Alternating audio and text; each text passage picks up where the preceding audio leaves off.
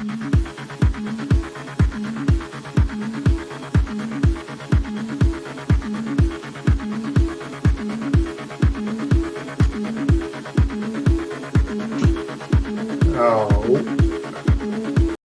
me see. Come on. Yeah, that's good. Cool. All right. Okay. Get the glasses off because I can't see a thing with them now. Okay. Well, we're delighted here at Jace Media to introduce Phil Freeman from Small Towns Titans. Hi, everybody. Great, and thanks very much for joining us. Absolutely. Thank you for having me. Right. Might be a little bit behind the curve here, but the Ride came out last year. Yes. I have to be honest, it's a brilliant album. Absolutely loved it to death. Thank you. So much so it was still in my top 10 at the end of the year. Oh, dude, that's amazing. Honored. Yeah, Thank you. Yeah, and it is when you think the amount of albums and good music that came out last year was outstanding. Yeah. There were a lot of good albums, despite a crappy year for everybody. Everybody went into the studio because all the musicians were bored, so we decided to write some music. Exactly. I mean, have you? As I say, it's obviously now last year was the album. That sounds bad. That's like, oh, it's so last year, but that's not what I mean. But have you had a chance to kind of look back on the album and, you know, get what did you get from it, from the release? Are you happy with everything that you come in on? Yeah, absolutely. The people that worked on this album specifically were top notch. We had Grant McFarlane and Carson Slovak on 9 of the 10 tracks, producing and engineering the album. Working with them was fantastic. We also had Howard Benson and Mike Plotnikoff and their team work on one of the tracks on there as well. So just knowing that we had that amount, and you can look up these names for anybody that's watching this, just to, like, you know, find out who those people are. And just like, you know, bunch of Grammy nominations, bunch of platinum albums, you know, between all of those producers. And it was absolutely essential to the quality of this album. It really, really brought out the best in what we have to offer. And we're very, very honored to have been able to work with everybody there. So yeah, we're very happy with this album. Very proud of it. And I mean, I don't think I've seen definitely never seen one bad review, but I never even seen a kind of lukewarm review. It really, and well, everybody accepted it well. So yeah. So what about the punters for you? I mean, you get people, you know, coming up to you, just normal, everyday people. I mean, it's not the same, obviously. We're not getting a live scenario, but you're getting feedback from, you know, from the general buying public, I suppose. Yeah, I mean, it's everything that I've heard from my friends that I've talked to. There's a buddy of mine that we rent a studio, like practice space from. They also do our T-shirt printing, and he just said to me the other day, I was in the studio producing a client of mine and doing vocal session, and Logan was there to help me out, and he said to me, dude, I listen to the Ride 50 times a day, like at least a week. So I was like, dude, you're making me blush, bro, come on. well he has the amount of money you must have sent his way with the T-shirts, because you have to say, you know, you have done a lot of T-shirts this year. Yeah, we have done a lot of T-shirts. We turned, essentially what happened in 2020, we became a T-shirt company that makes music on the side. Yeah, that's lovely. I love that. You know, Gene Simmons will be looking out for you. He'll be going, where right? Yeah, that's Gene Simmons model right there. Touching on the album, what for you, from when you released it and when it came out, what's changed? What's for you guys now? Well, the one thing that has the album came out in November of 2020, so it's only been a few months. It's pretty fresh on the scene. As we've already discussed, the reviews have been stellar, unprecedented, really. I mean, we just made an album that we were proud of, and, you know, whatever people think of it, they think of it. But we've been getting amazing reviews. Everybody that's listened to it has said nothing but good. So, which is just really, really cool. But now with the months that are coming up, things in the United States are getting to the point now where certain things are starting to open up. Restrictions from COVID-19 are starting to ease up a little bit, which is allowing us the opportunity to take these songs and go out on the road with them, which is exciting, super exciting. And it's also going to be a test of what we're made of, because this is probably some of the most complicated vocal lines that we've written as a band. So we'll see how I do on the stage with these. It certainly it was able to get pulled off in the studio, but we'll see about what happens on the road. But I'm looking forward to it. It's going to be a lot of fun. As long as you don't start going down that backing tape route. I'm sorry, what's that? Oh yeah, backing tape. No, dude. No, dude.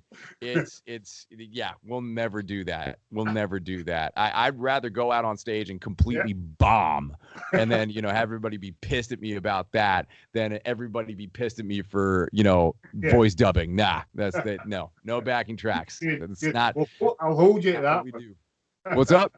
I said I'll hold you to that one. I don't want years down the road. That one. Yeah, like 25 years from now, man, just hit me up and I'll be like, yeah, you're still using, are you still like no backing tracks? Are you still like pure? And we'll see. I might be singing a different tune. Who knows? Yeah, do Ian Gillan now. Don't do the songs anymore. Those ones you're going to have to. Right. I'm going to go back a bit further now, because I have to touch on it. But obviously, the huge online hit that was the Grinch. Right. How did it come about? And were you totally blown away with the actual reaction that you got? Yeah. So the way that it came about was we were going into the studio in the summer of 2017. We were doing an EP. We were going to record most of it live off the floor, and we had a video production team there with us. And our manager made the suggestion, hey, why don't you guys do a Christmas song? And we kind of laughed at that suggestion. It was like, what? A Christmas song? What would we do? And then the light bulb turned on, because we had previously done You're a Mean One, Mr. Grinch at a Christmas party that a radio station was hosting at one of the venues we were playing. So we opened up, I think it was for Tantric that night. So we prepared You're a Mean One, Mr. Grinch for that show in 2014. Fast forward 3 years later, we're like, you know what? That's the Christmas tune. Let's try that. And so we took that arrangement. We changed a few things about it, spiced it up a little bit. And then that's what we took into the studio. We got it shot live on the floor. And then that got released Black Friday of 2017, which it got some modest success. It was great. We were very excited about it. It was actually that year that we had gotten onto the Christmas rock Spotify playlist. So we were like, we were small time, and this was the first time that we had even gotten a smidgen of attention. So we were super excited. And then we did a little bit of touring during that year. And then for whatever reason, the next holiday season, 2018, it blew up. I don't know if it was just like, the way that we were advertising it or whatever. For whatever reason, it just blew up. It got on Elvis Duran and the morning show. It got it got on all of these people's radar. A bunch of outlets were doing stories on it. So it was super cool. And it's what kind of brought us to the dance. And so we're very thankful for that. We're super thankful. Despite all the controversy around Dr. Seuss right now, we're super thankful for him, and we're Albert Hogg for composing that music that we were able to put our own spin on, and it's really gotten us a lot of places that we would otherwise not be at. So yes, cool. Because sometimes, obviously, covers, when you're dealing with a cover, no matter whether you try and make it your own or whatever, especially when the likes of Owen and puts a spin on it, and it becomes absolutely massive. The one that I would be looking at is Your Hat As It Is. Those boys, when they done it, and it became absolutely massive with Dream On. There you go. Exactly. Incredible. Yes. But you got to wonder, is there any little bit of resentment in there that, oh, wait a minute, we've done this cover of somebody else's music and everybody goes apeshit on it. I says, but we're not getting the same kind of gist from it, or are you just happy to take it as it is and go, Yeah, this is it, and it will bring people to the band that we are. It's more the latter than the former. Yeah. To be completely honest with you, like we're very happy with what Grinch has done for us. Now, the only time that it'll get to the point where we're rolling our eyes a little bit is if it's like we're getting to the point now where it's like it's the middle of summer, and if somebody in the crowd goes, "We're playing Grinch," we're like, "Nah, dude, wait till the holiday season. We're done doing that year round. It's not a, it's gonna be a seasonal thing at this point." So, but we're very, very thankful that it got us to where we're at. And of course, we're gonna be doing it like for the rest of our career during the holiday season. Absolutely, you know, yeah, it's yeah. And plus, if we would have done it exactly as it was, I think we would have felt a lot more resentment. But we put our own spin on it. I think that's one thing. If there's anybody that's in a band right now that's looking to do something, it's like they're thinking about doing a cover of something. Put your own dang spin on the thing. Like, you know, that's how you get artistry out of something that's already been created. You put your own twist on it, and that's what gets people's attention. You know, and not only that, and that's not even the most important thing. The most important thing is that you get joy out of putting your own spin on it, and that's what we did with this. So, yeah, and obviously it worked. Apparently, yeah, definitely. Okay, on to your most recent release. I have to admit, it's probably my favourite track from the album, 95. Okay, nice. Now, for those not in the know, it doesn't mean the user going to stick on a wig and a big pair of breasts. It's not Dolly Parton here we're talking about. But in my review that I done for you guys when the album came out, I think, if I remember rightly, I actually made you all honorary Scotsmen. Oh, just nice. purely on the basis of the lyrics. Why can't you just get drunk? Drink to get drunk. Because that's us. That's the Scottish lifestyle there. That is. We don't. Yeah, you'll ask somebody, do you enjoy it? Nah, I'm just out to get pissed. That's fine. So we live that. We live it. Yeah, dude. But I've seen a couple of interviews. We use guys. And you like see yourself going, no, it's a bad message for the kids. We don't want that. But yeah, it's a great story. It's a great thing. And for me, obviously, the song was written about, or as far as I'm aware, it's written about just going out and working your ass off Monday, Friday, and then letting go. I would say between, letting your hair down, but between the two of us, there's not a lot of hair to let down. Right. But it must be the Scottish genes, man. I did a DNA test a couple years back, and like it's all like Great Britain and Scotch Irish, man. So I'm right there with you, dude. We might be related.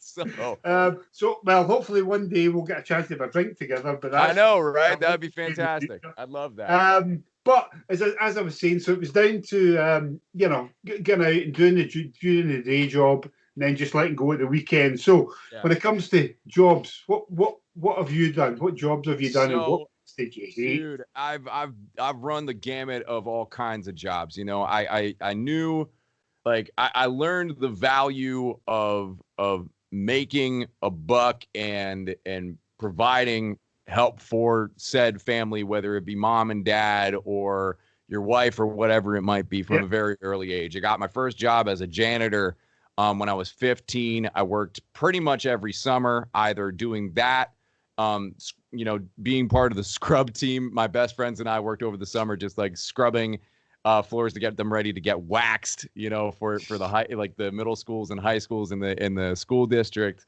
Yeah. I worked as a loader at FedEx Ground a couple of summers and winters, and it really instilled a lot of really good values, I would say, from just doing that hard work that so many good people do, and it's so essential to how society works. Everybody, like, we need people who clean the bathrooms and clean the rooms and clean the buildings. We need people to pack up all of the things that are coming our way. I mean, my gosh, like people at Amazon, UPS, FedEx Ground, they just get hammered and hammered and hammered. They should be getting 3 times the amount that they're paid. That was a good thing from last year, was that it kind of put focus on a lot of people going, wow, you've got to take a step back and go, who really is important out there, you know? And I Yeah. think, you know, Yeah, especially, exactly. you know, you're talking about your minimum wage and stuff, which is a big thing over there for you guys. Right. Right. So yeah, definitely. Yeah, dude.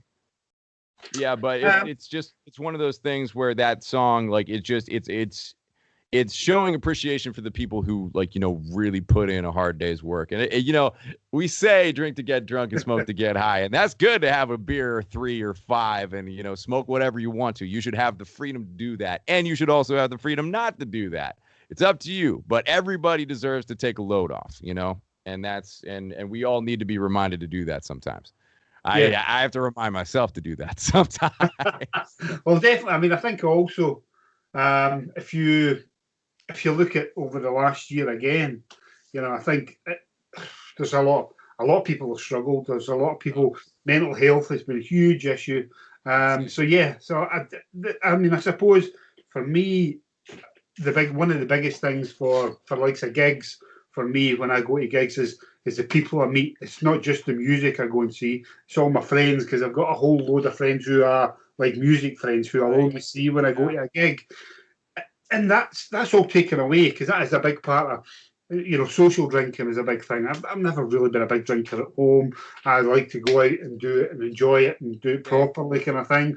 And it's so that's all been taken away from us as well. So so you can't even do that unless of them. You can, but you're going to sit and drink to get drunk, but you're doing it in your own house. Does that then become a problem? Right, exactly. So you're like, nobody oh, here. I'm sitting in a cupboard and I'm drinking. So oh man, yeah, it's been wild to just, like, see how so many things just changed pretty much overnight. It's pretty wild to see how, like, we're still recovering from this whole situation, and I just really, really hope, I'm cautiously optimistic about seeing the light at the end of the tunnel here, and I really do hope that that's the case. So hopefully we'll be getting out to the bars and pubs and hanging out with friends again, in the flesh.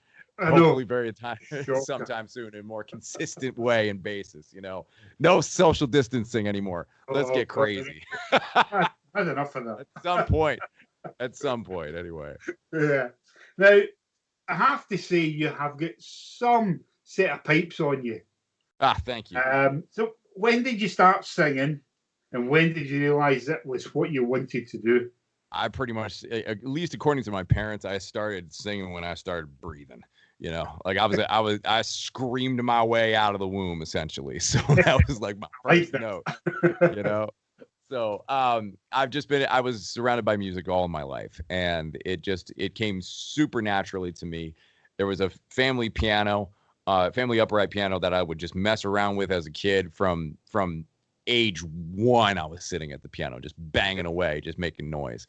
And by like 3 or 4, I was making little tunes here and there and just all this stuff. So it was just, it was rudimentary knowledge, but it instilled a lot of love in creating and making noise and making music. So it's been instilled in me ever since I was born, essentially. So but professionally speaking, I've been doing this since I started getting paid to sing when I turned 21. So I think that was around 2009, 2010. And that started becoming a consistent thing, even outside of Titans. Before we formed the band, it was something that I started doing, like playing solo shows, playing bars with just my acoustic guitar, maybe, and a big shout out to my buddy Carmen. Him and I did like a duo thing, and we would go out and play the bars and do a bunch of covers. And it was a really great job to have.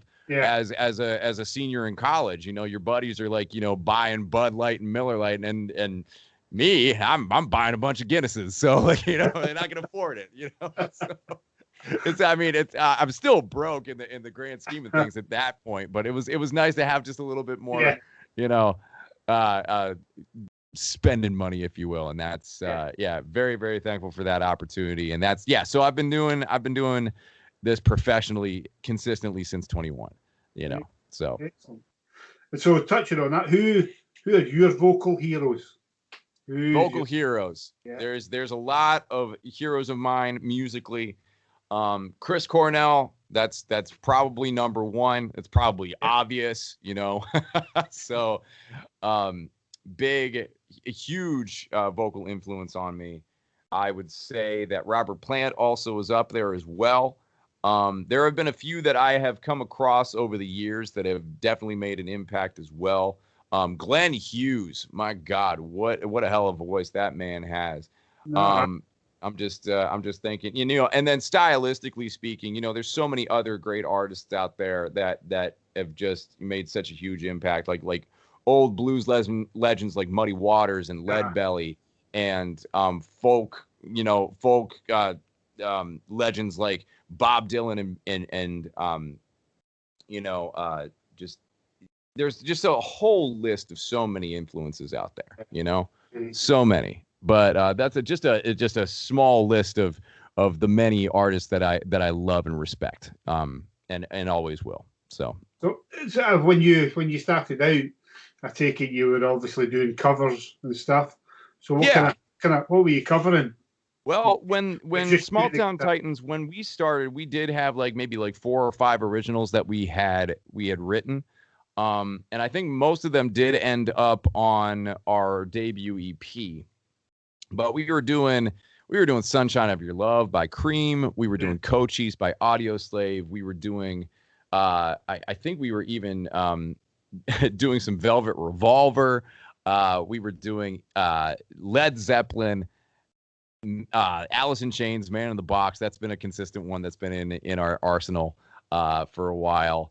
We did, of course, Folsom Prison Blues, Johnny Cash. We put our own spin on that one, and that's been in the rotation for a long time, probably ever since the band ever got started. Cool. Yeah, well, that's a good one. Now, just come back to the album again. It's for me, it's very diverse. The album. Cool. Thank you. Was it intentional, or was that just how your songs came? Honestly, it's a very organic process. Usually I'm so lucky to have 2 guys that are musically inclined and very driven to write, good music just for the sake of writing good music.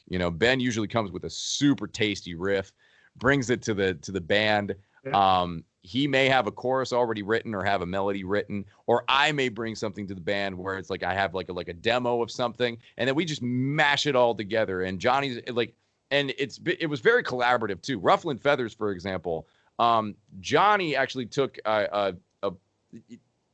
wrote the majority of the lyrics for the verses and the bridge, which is really cool. And the only thing that I had written was the chorus, which was cool. So we love to just take all of our ideas that we do separately and just throw them in the pot and see what sticks. And then if it's a ballad, awesome. If it's a rocker, awesome. If it's super angry and makes you want to break stuff, like When It All Comes Down, so be it.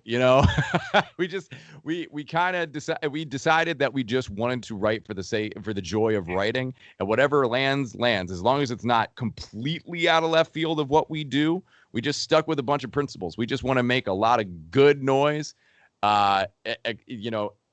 emphasize our strengths, which I feel like melody and harmonies, I feel like are our strengths, at least as a 3-piece. We do well with our 3-part harmonies, and took a lot of time to work on that and make sure that they sound good, So you're obviously talking about the 3 there. Are you what do you all bring separately then to the band, do you think? Man, that's a really good question. That's an excellent question. We all bring a diverse number of ideas, a diverse number of experiences, all different. We're best friends. We're brothers at this point. We've been through so much together, but we're all 3 of us have very similar principles, but very different personalities, I would say. It's a great thing. It's they say opposites attract, and we kind of just fit into each other's puzzle pieces. So I would say, geez, the one, as far as what we bring to the table, I think what brings us together is a commitment to what we feel Small Town Titans is. We all come from small towns. We were all, we all had big dreams of playing rock and roll and having a good old time doing it, and making a living at something that we love to do. And that was really cool to be able to find two other guys that thought the same way that I did, even though they might like listen to music that's completely different from what I listen to. I think it's just like our diversity as a band and what we bring to the table is what unites us. So, yes, but definitely. I would have to I can't really answer that question on behalf of Ben or Johnny, because, I don't want to speak on them and say oh, this is what they bring and this is what they bring. That's for them to answer. So, and I'm just I know that I bring a lot to the table, but I'm not gonna pick and choose what that is and put myself on a pedestal and say this is what I bring. Yeah, but so you definitely think that putting the three of you into the mix brings out a bigger picture. Basically, at the end of the day, Yeah, the band is actually stronger for the 3 year individual inputs. dude. Absolutely. And we have an amazing team behind us too. It's a small team, but we have a really, really good team. Good record label, excellent manager, great tour management, awesome marketing team, and it's a family. It really is a family. And I know that especially between the three of us and our families, we are family by right. There's if somebody's having a hard time in the band, the first people that I'm going to call are Ben and Johnny. It's something that translates to something outside of the band even. I know that Ben and Johnny will drop anything and everything for me if I need them, and vice versa. And it's been proven time and time again. So yeah, it's a really 100%. You can't put a price on anything like that. No, you can't. And a lot of bands out there don't have that, and that's unfortunate. Yes. That's the sad thing, and they just keep going. Yep. You see them keep going, plodding on and doing whatever, and you hear the stories of them traveling separately, and you think, well, how can that work? Right. All the drama. It's not how you started it. It's not how you wanted it to be when you were. Oh man. And then it just becomes, I suppose, to the big guys, it's all about the money, isn't it? It's all about, which is just sad. It's quite sad. Money's important, but it's not the most important thing. It's there's a lot more to it than that. So and again, I think if you look at the COVID, the whole scenario you've got, I think a lot of people of anything have realised what's important in life now as well, because it's all been taken away from you. It's all, you don't have it. You don't have your friends on hand. You don't have your family on hand. Right. Yeah. So yes, I think I would love to think, I'd love to put the old rose-tinted glasses on and think when this does finish and just shut down and you go out, that we'll all be in a better place because the individuals will be better people. Yeah, I would love to think that. I hope that we, as a collective human species, take a look at this situation and look at it as an opportunity to grow as individuals and continue to be patient and compassionate to each other. I think that's so important, because everybody's emotionally on edge. Everybody needs it's things are a lot more fragile than we think, so we have to do everything that we possibly can to respect the fragility of that which we hold most dear, and continue to be resilient in the process. I agree 100%, and I think the main thing, I know a lot of people go on and get worried about, we need to do this, we need to do that, and it's a big collective, but I've always been under the belief of you look after your own. If you look after your own, and that's your family and your friends and who's round about you, I can't make a huge change to a company or anybody else. You make the change to the ones round about you. And if absolutely. That's it. If everybody does that, it's a better place. I think that I 100% agree. I think that change, this whole thing about changing the world, that's all well and good and it looks great on paper. Yeah. But you can't go and change the world until you start changing yourself, I think that's such a huge principle that a lot of impassioned people kind of miss the mark on, where they look at some wrong that's happening in the world and they think, oh, I gotta I have to get the word out. Okay. No, like maybe put like donate your time and energy to that. Hell, if you feel so inclined, go to the place where that issue is happening. Actually be the person on the ground there. That's how you can like put yourself into the mixture, not by tweeting something or like preaching No, I know on a that's soapbox, the little hashtags, and you go, oh my god, Oh yeah, pray man. for me. You're like, oh, what does it do? Anyway, we'll forget that. Social media can be a beautiful thing, but I feel like no, not a lot of people. I think it's a very small minority of loud voices of crazy people that are ruining it for everybody else. Yeah, on all spectrums of all opinions. It's just like they're super loud and they ruin it for everyone else, that's just trying to get by, These people just need ignored.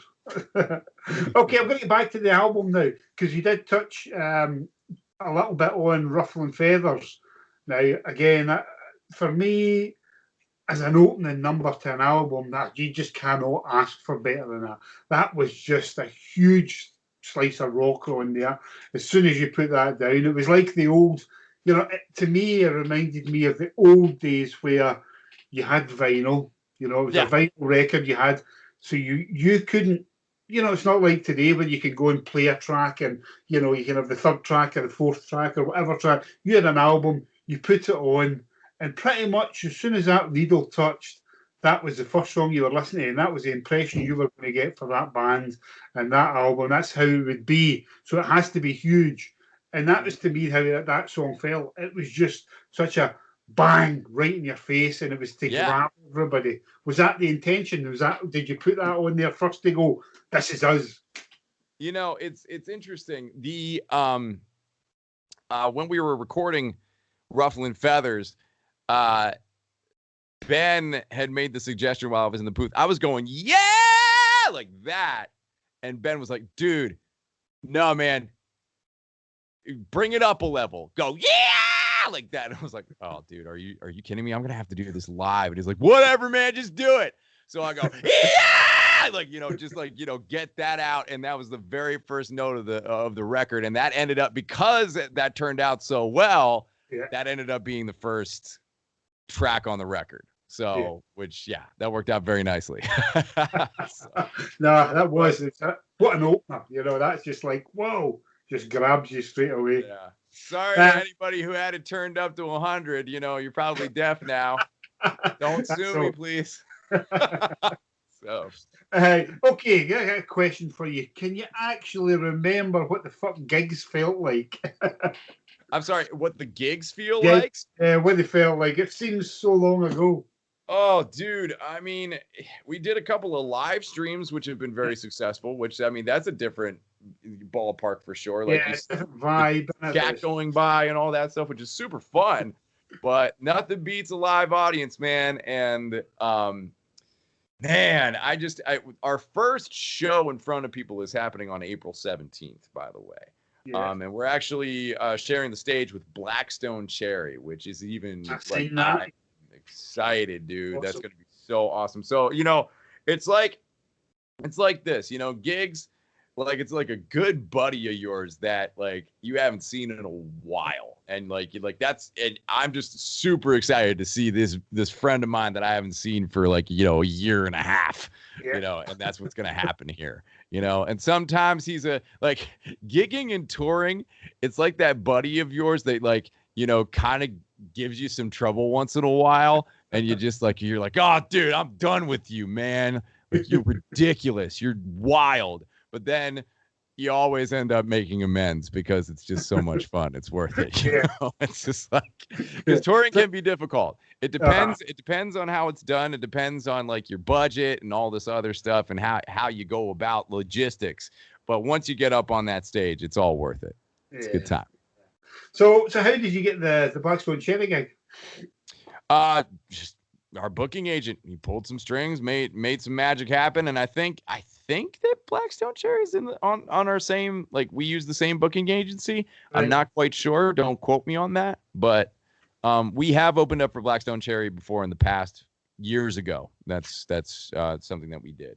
So Yeah, you need to keep in with them and get them to take you over to the UK when they tour. dude, I know they have a huge. Don't they Yeah, have a huge audience in the UK? yeah, they're absolutely massive over here. That's Yeah, fantastic. I remember because they played. I've watched them go from the smallest venues in Glasgow, and I'm talking really small. They've Yeah, actually got one venue in Glasgow where the venue on all the stairs it puts bands that's played it.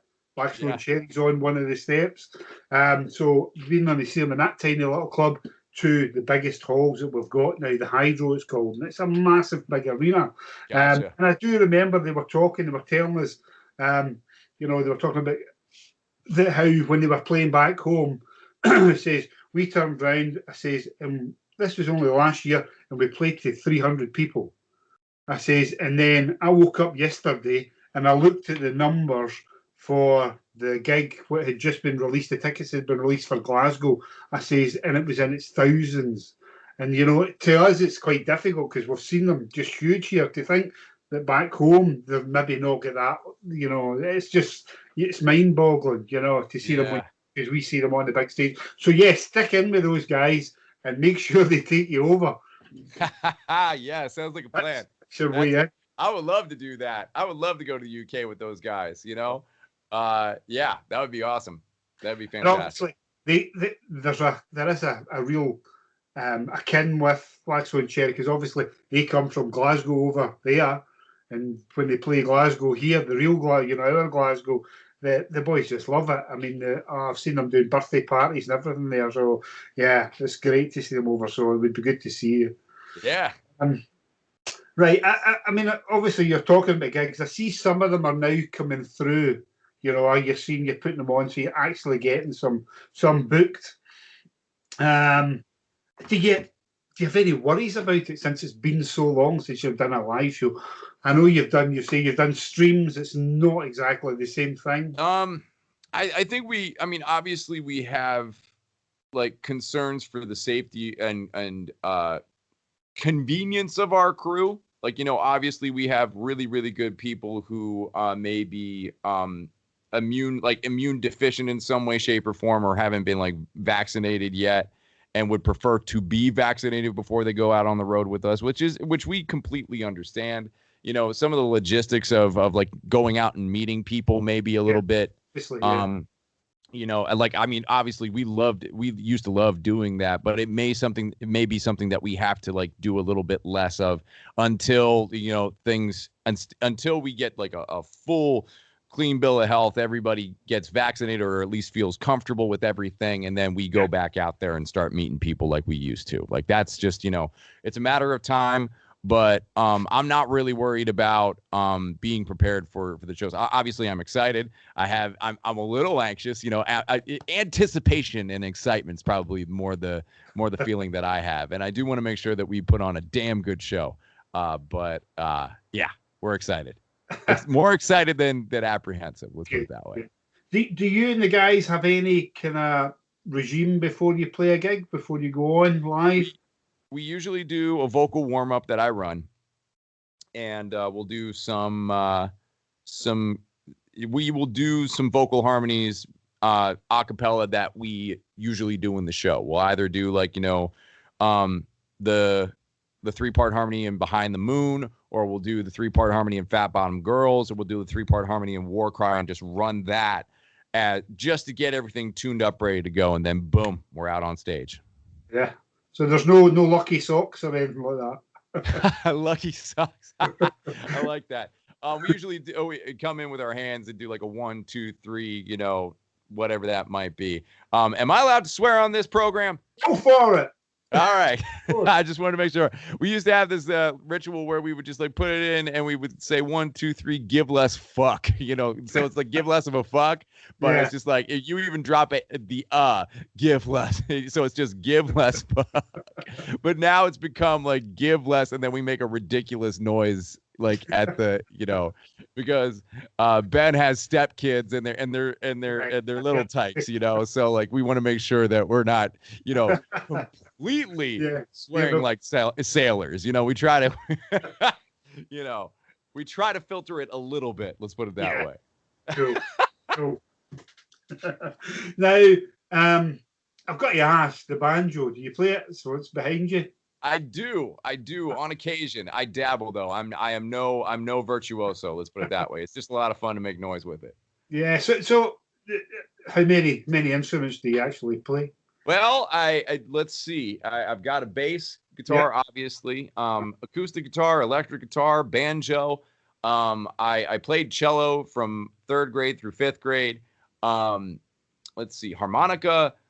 I played tuba in the band in middle school and high school, and I'm actually looking for a tuba because I miss playing it, and I would love to start playing it again. So let's see what else. Piano. I play piano, and I also I love composing. That's one thing that people may or may not know about me is that I love writing musical compositions. And that's something that I do with a computer program. It's like industry standard. It's the same type of software that a composer like Hans Zimmer or Danny Elfman or Philip Glass would be using to write music, and that's what I do. I just do that for fun. Sometimes I even do that for clients. And that's been something that has been quite a blessing actually in this whole like COVID thing. I was looking for other stuff to do, so I just spent a lot of time learning the ins and outs of composition and how it works in the 21st century. So it's Excellent. So yeah, it's pretty much anything and everything music outside of an oboe. Like I can't get my face like small enough to make the sound, but it's fair game. And obviously, like I'm not a virtuoso at many things. The only thing that I teach voice. That I do have voice students that I work with. And that is the only thing that I will teach because that is the only thing that I feel like I have enough expertise in to bestow that knowledge to other people. The other thing, and I'm still a student of that. I will forever be a student of singing. I will forever be a student of music. It's just that's the only thing that I feel comfortable enough, bestowing knowledge to other people with because of the amount of experience that I've had. So, yeah. Cool. That was a long drawn out answer. No, so to put it in perspective, are we going to look at maybe 4 or 5 years down the line? Are we going to do some bizarre album where you put every single instrument that you've ever learned and you can play on it? I don't know if it's going to be a Titans album, but yeah, I mean, I'll certainly probably put out a solo album with all kinds of wacky stuff. I put out an instrumental album actually this past year, but it was just for fun. It wasn't anything that I wanted to put advertisement behind or anything like that. It was just it was an intrinsic passion project that I put together just for fun, just to see if I could do it. And it was a lot of fun to do, but I don't see that translating to Titans. Maybe someday it would be pretty cool. It would be really cool to write a string piece, get somebody maybe even get myself to orchestrate and arrange it, print out the sheet music for a string section and have them guest appear on an album or even with us live. The one thing that I think here's a big dream of mine, like a huge dream of mine. How Metallica played with I forget if it was the Boston or the London Symphony Orchestra. I forget which orchestra it was, but it was Philadelphia, wasn't it? It was their hometown. Yeah. Okay. Yeah, dude. Like that album, that recording, that show with that full orchestra behind them. Oh, it gives me goosebumps thinking about it. So I'd love to be able to do the same thing with our stuff someday. Who knows? It may or may not be in the cards, but that would be awesome. That would be awesome to do. And I have to say, it was I'm a big Metallica fan, and so is my good lady, and we've been to Europe to see them and all over, and that would be that's a bucket list to see them playing with that orchestra. But I mean, it's just so big that they could never do something like that, But it was fantastic. It was absolutely phenomenal. Same with obviously they done it again, didn't they? They done the S&M2 recently or last year, and that was a hell of an album as well. So yeah, I get that. But they're not the only ones that have done it. Obviously, there's you've had Deep Purple do it. There's got a load of the old names have done it. But I mean, you say if you play a lot of different instruments and you compose, that's fine. It's a different, what got me for something like that is it must have been so difficult for the band because a band obviously is quite loose, or they can be quite loose. You Yeah, know, you go on stage, and if somebody's faster, you pick up. If somebody's slower, you slow down. You kick their ass later, and you say, "What the hell are you doing?" there's that running joke about Lars, man. I wonder if how he did that night. He was probably So there's no for that though, is there? I mean, these guys are just, they're on that music and they're playing it. Yep.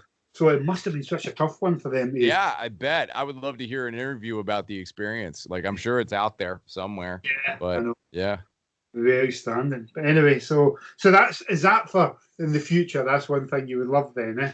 yeah, that would be amazing. I would Yeah. love that. I don't even know if the guys know that or not, but yeah, They're they'll find out now. They're doing it. Right. Well, I'm not going to keep you too much longer, but I just want Fair to enough. know before you go. So, what is next for you guys? What do you want? What do you? Taking this album and playing it live for people, face to face. Like making sure that we do that obviously in a safe way, but also in a way that brings people together, bringing back a sense of normalcy, bringing back a sense of celebration. That rock and roll is back and raring to go. And that's something that we're excited for this year. Absolutely. And we want to be right on the cusp of that wave. We want to see people this year. Yeah, definitely. Well, you're going too soon. I think it's probably going to be an awful lot longer before we see you over here in the UK. I'd love to. There's obviously quite a few festivals over here that definitely slot in with the music you play. Hopefully that would be a way in for you guys to get over here first. We'd love to come across the pond, man. Yeah, it'd be brilliant to see. As I said to you, how Blackstone Cherry kicked off, you guys would be exactly the same. It'd be exactly the same. So hopefully one day we'll be sitting in Glasgow. We can have a beer. There you go. Before or after the show, and we can catch up again. Sounds like a plan. Yeah, excellent. So I'm going to wrap up there. Just thanks very much. It's been great to speak to you. Loved it. Richie, it's been an honor, sir. Thank you. Maybe one day I'll hear that banjo. But thanks very much. Absolutely, my friend.